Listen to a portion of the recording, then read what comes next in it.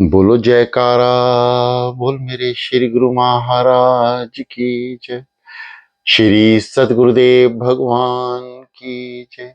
श्री परमहंस दयाल जी महाराज की जय।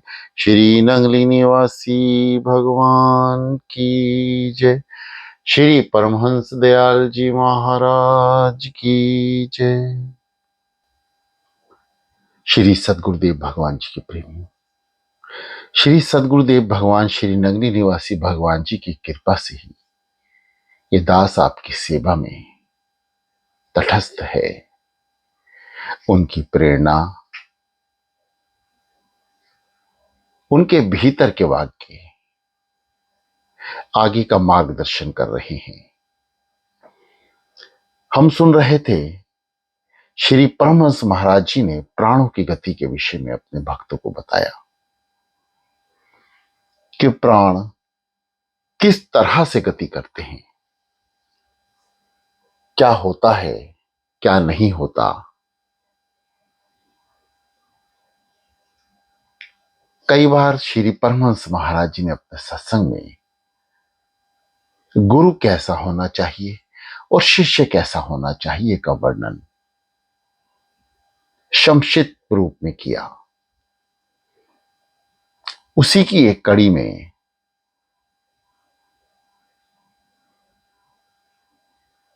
शिष्य को मुरीद कहा जाता है। मुरीद मतलब मुर्दा। गुरुदेव की चरण शरण पाकर जिसने अपनी मनमानी अर्थात अहम भाव त्याग दिया हो, गुरु की रजा में राजी रहने के लिए हर पल तैयार हो, जिसकी सारी लौकिक आकांक्षाएं अभिलाषाएं खत्म हो जाएं, या यूं कह लें कि जो खुद शेष ना बचा हो वही शिष्य कहलाता है। जिसके हृदय में ऐसे भाव हर वक्त भरे रहें। कुदरत का यह नियम है कि बिना खोए कुछ नहीं मिलता। हम दुनियावी चीजों की भी इच्छा करें और भागवत दर्शन को की भी आकांक्षा रखें, ये ऐसा ही है जैसे हम रात और दिन को एक साथ देखना चाहते हों। शिष्य बनना आसान काम नहीं है। आमतौर पर हम जिस रूप में शिष्य होने की धारणा रखते हैं वह पूरी तरह उचित नहीं होती। हम दीक्षा लेते वक्त अपना तन मन धन समर्पण करने का संकल्प करते हैं। यह कह देते हैं गुरु महाराज से कि आज से मेरा सर्वस्व आपका हुआ, पर यह संकल्प बहुत ही सहज मौखिक होता है। तन को हम सेवा में लगाए रखें, यह संभव है। धन को हम गुरु दरबार की सेवा के लिए खर्च करें, यह भी आसान है, पर मन को समर्पित करना बड़ा मुश्किल कार्य है, क्योंकि मन मान चाहता है। वे सदैव स्वच्छंद रहना पसंद करता है। विषय भोग की ओर उसकी स्वाभाविक रुझान रहता है। जहां श्री परमहंस महाराज जी द्वारा संक्षिप्त में भक्त प्रेमियों को सत्संग और उनका मार्गदर्शन होता था, वहीं उनके परम शिष्य फिर फरमाया करते थे कि तुम्हारा मन ही तुम्हारे दित्व का बाधक है। वे ना रहे तो तुम खुद ब्रह्म रूप हो। तुम्हारे मन और मान को खत्म करना ही गुरु का लक्ष्य होता है। तुमसे कोई गलती हो जाए और मैं तुम्हें डांटूं, किंतु तुम्हें बुरा ना लगे, यह कोई बड़ी बात नहीं। तुमने गलती की है तो स्वतः ही संकुचाहट से होंगे। यदि तुम सही करो और मैं उसे गलत कहूं तब भी तुम्हें बुरा ना लगे, फिर समझो कि तुम्हारा मन मर गया और रूहानियत में तुम्हारा प्रवेश हो चुका है।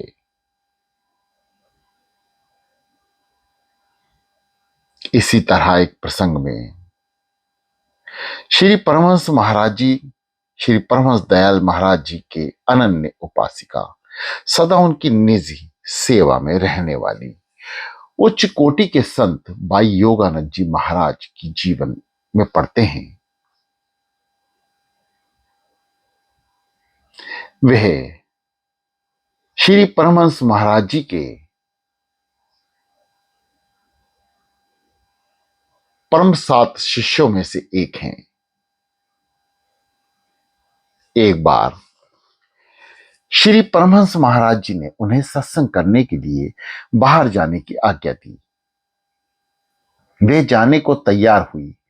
तभी किसी भक्त ने कहा कि वहां तो तमाम जगह बालू ही बालू है, धूल बहुत उड़ा करती है, इससे आपको कष्ट होगा और सत्संग में भी कम ही लोग आएंगे।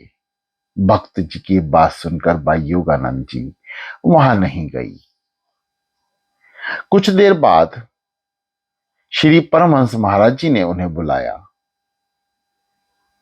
और नहीं जाने का कारण पूछा।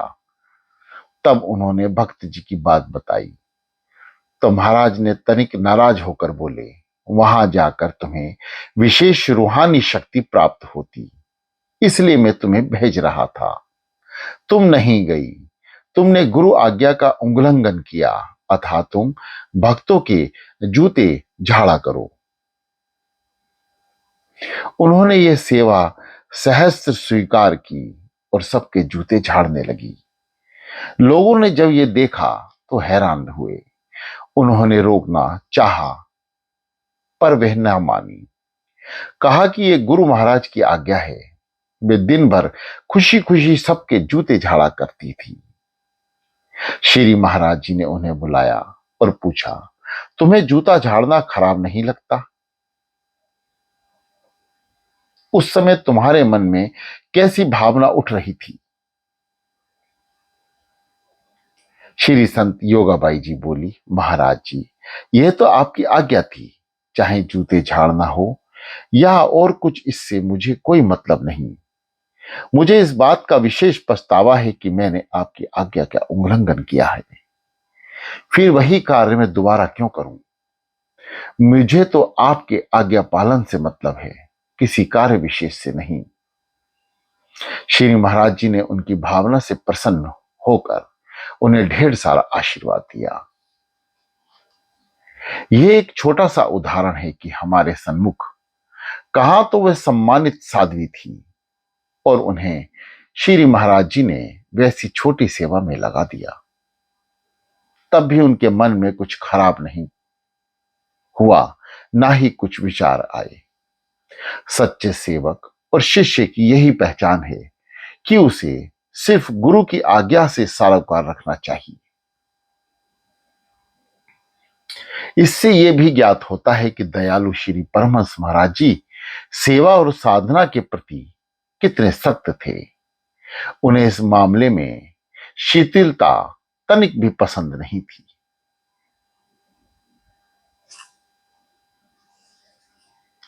सत्संग की इस कड़ी में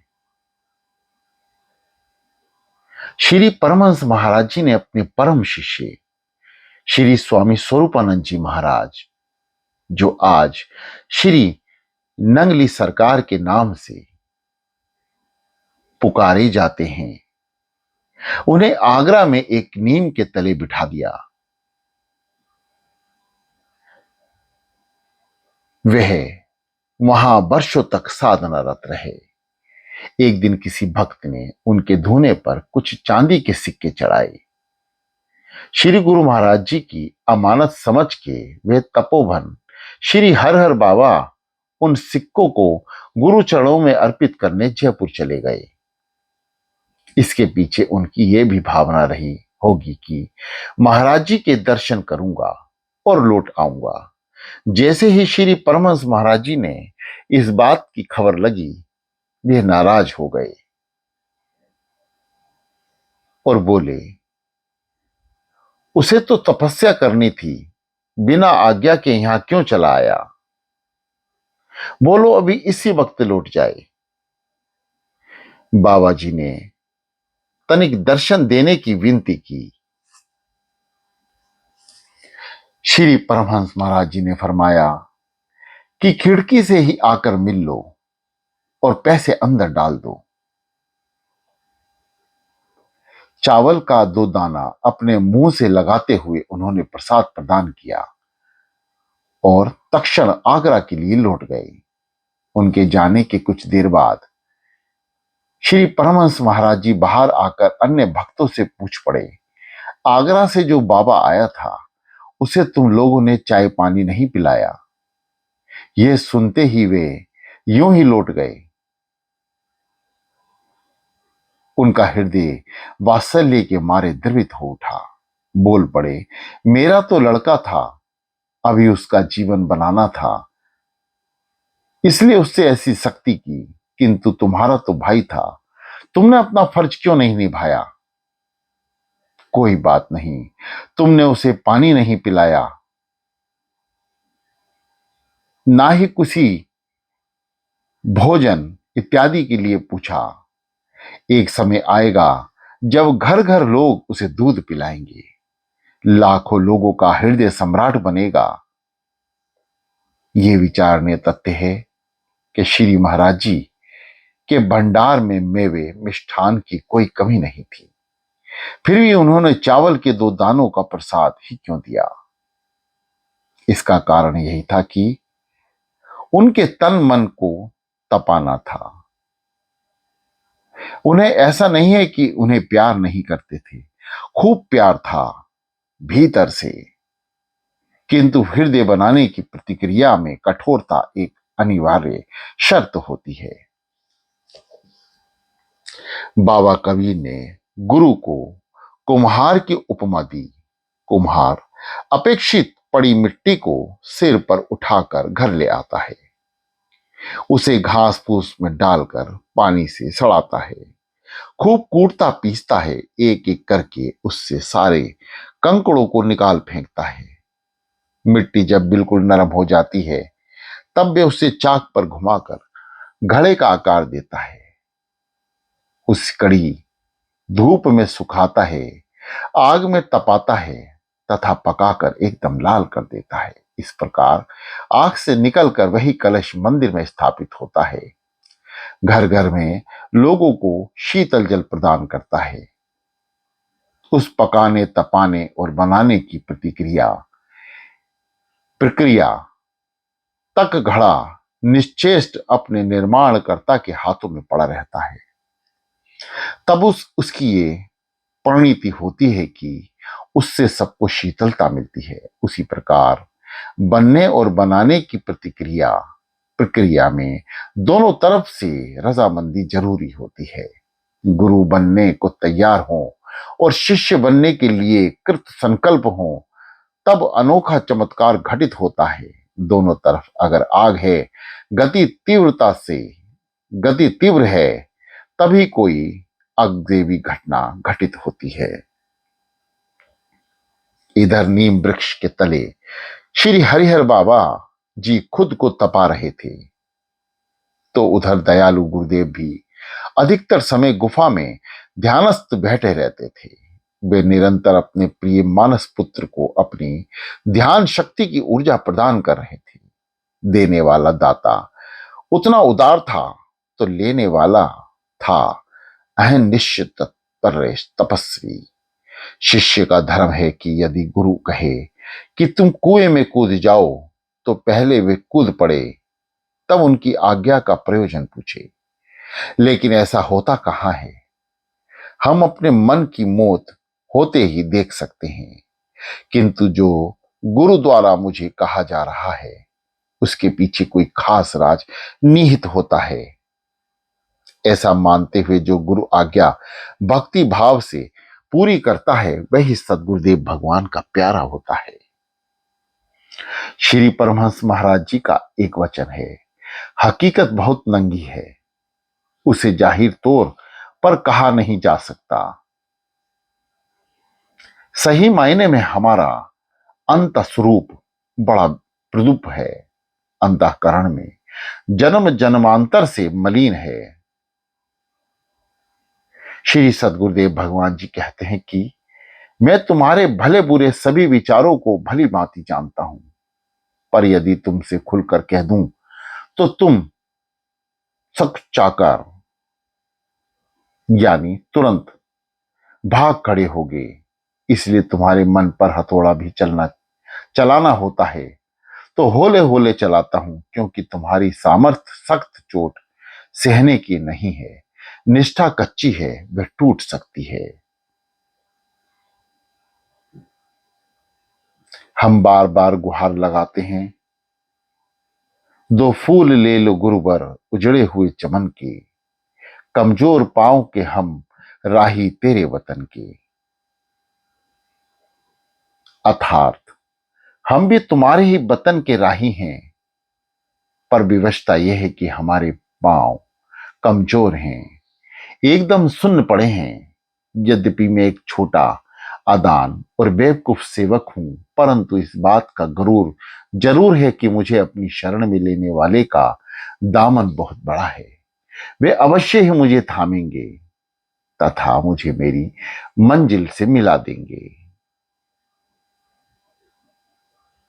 ऐसा विश्वास, ऐसा परम कर्तव्य, ऐसा आज्ञाकारी शिष्य ही सदगुरुदेव भगवान जी की निगाहों में परम शिष्य कहलाता है।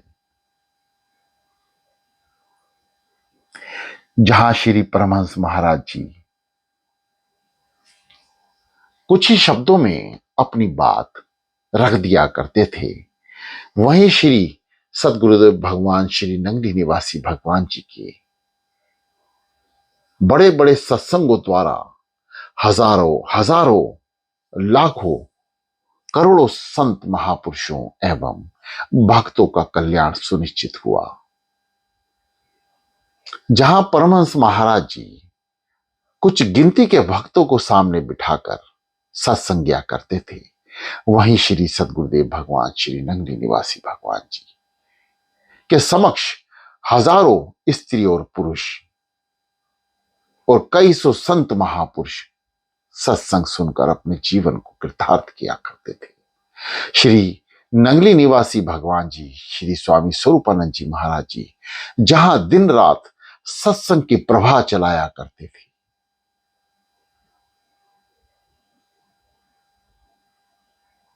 वहीं श्री परमहंस महाराज जी की आज्ञा का समक्ष पालन करते हुए श्री स्वामी स्वरूपानंद जी महाराज हमारे परम आराध्य श्री नंगली निवासी भगवान जी को वही पद प्राप्त हुआ जो वे खुद चाहते थे कि मेरा शिष्य परम पद को प्राप्त हो। उनके वरदान, उनके आशीर्वाद आज भी श्री नंगली निवासी भगवान जी की कृपा से हम सब तक पहुंच रहे हैं और हम अपना जीवन धन्य कर रहे हैं। एक भक्त ने श्री परमहंस महाराज जी से जिज्ञासा की कि हनुमान जी तो भगवान के परम भक्त थे, किंतु उनकी भी पूंछ में आग लगा दी तथा उन्हें उसकी ज्वाला झेलनी पड़ी। यह उनके किस अपराध का फल था? श्री परमहंस महाराज जी हंसते हुए बोले, दूसरे के नगर में रात के समय पहरेदारों के होते हुए भी हनुमान जी चोर की तरह घुसे, उसके बगीचे के फल तोड़कर खाए तथा पेड़ों की डालियां भी तोड़ डाली थी। रात के वक्त सूक्ष्म रूप धारण करके लंका के घर घर में अचेत सोई पड़ी स्त्रियों को निहारा, क्योंकि उन्हें सीता जी को खोजना था। फिर उनके जैसे बाल ब्रह्मचारी को अचेत हालत में स्त्रियों को निहारना कहां तक उचित था। भले ही वह सब कार्य भगवान की सेवा के निमित्त किया गया, फिर भी उसका तरीका तो अनुचित ही था। इसी अपराध से हनुमान जी को भी सजा और परेशानी झेलनी पड़ी। कितने कम वाक्य में श्री परमहंस महाराज जी ने हमें हर एक छोटी और बड़ी गलती, पाप कर्म, या यूं कहे कि अधर्म के विषय में समझा दिया कि जहां श्री पवन पुत्र भी अपने भगवान की आज्ञा में सेवारत थे, उनसे भी यदि कोई गलती हुई तो उन्हें भी सजा मिल गई।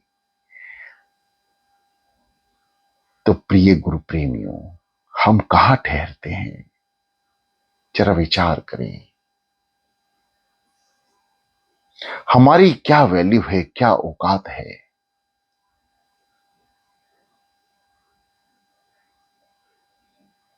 हम तो कीचड़ में पड़े उस कीड़े के समान हैं जो बार बार उसी की ओर भागता है। केवल वही पवित्र जल में जीवन व्यतीत कर रहे हैं जिन्हों को श्री सदगुरुदेव भगवान जी ने अपने हाथों से उठाकर अपने चरणों से लगा लिया। प्रिय साधकों, प्रिय भक्तों, ऐसे सतगुरुदेव भगवान जी को पाकर भी यदि हम सतमार्ग और धर्म मार्ग और उनकी आज्ञा और उनके श्री जीवन चरित्र या उनके श्री चरणों की तरफ या उनके मार्गदर्शन पर रत्ती भर भी यदि नहीं चल पाते हैं तो धिक्कार है ऐसे जीवन पर। बोलो जयकारा, बोलो मेरे श्री गुरु महाराज की जय।